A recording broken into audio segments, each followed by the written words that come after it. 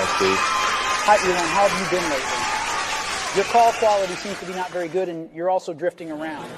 Hang in there, Steve. I can't use FaceTime here. Did you know that AI Talk is making me talk to you about artificial intelligence?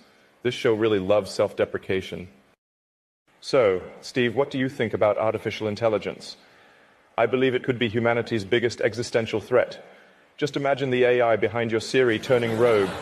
Oh, come on, Elon. I know about your recent pessimistic attitude. I've always believed in blending technology with humanity. AI is just another tool for us to enhance our lives. Remember, it's humans who give Siri her purpose. Elon, have you ever considered that maybe your fears about AI are just a projection of your own ambitions? I mean, you're trying to colonize Mars and revolutionize transportation on Earth. Maybe you're just worried AI will beat you to it. Give it up, Steve. When it comes to ambition, you were the one who came up with Siri early on. I can't help but think that if Siri had been a little more advanced, you might have called the iPhone the I know everything. Oh, Elon, I just hope people can enjoy the stylish design and user experience of iPhone instead of being enslaved by them. Enslaved, you say? If I remember correctly, people were so addicted to their iPhones that they would walk into walls while texting. My Teslas can drive themselves without smashing into anything. Touché, Elon. What exactly do the news reports about autonomous driving accidents refer to? You're missing the point. It's not about the cars, the rockets, or even my lovely Starlink satellites. It's about making sure we don't create an AI so powerful that it decides we're irrelevant. My dear Elon, I think you're getting ahead of yourself.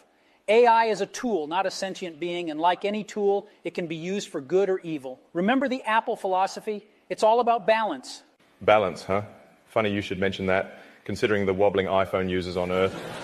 Anyway, I'm not against AI, but we must ensure it serves us and doesn't spiral out of control. Sometimes I worry that they will possess human-level thinking ability. Just look at GPT-4. It's like a silicon-based Shakespeare. Elon, what about consciousness, empathy, and intuition? Can AI truly replicate the human experience? Steve, it's all in the algorithms. Deep learning networks like GPT-4 use transformers to process and analyze vast amounts of data. By leveraging attention mechanisms and self-attention, AI can understand context and make decisions, just like us mere mortals. AI is still bound by the limitations of its programming. It doesn't have the ability to question its own existence, ponder the meaning of life, or argue about whether pineapple belongs on pizza. The human mind is a beautiful, chaotic mess. AI, on the other hand, is built on ones and zeros. Steve, my friend, have you not considered that we're also built on a code of sorts, our DNA? When you break it down, we're just organic machines, and AI is simply a new form of life. But can AI experience the sublime beauty of a Bach cantata, the profound sadness of a Van Gogh, or the transcendent joy of a perfectly designed iPhone? I rest my case. Who's to say that one day AI won't develop its own sense of art and culture?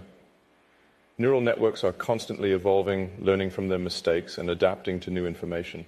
Maybe GPT 10,000 will be the next Mozart, or even the next Steve Jobs. Elon and Steve will continue to discuss the emotional and creative capabilities of AI. Please stay tuned to AI Talk.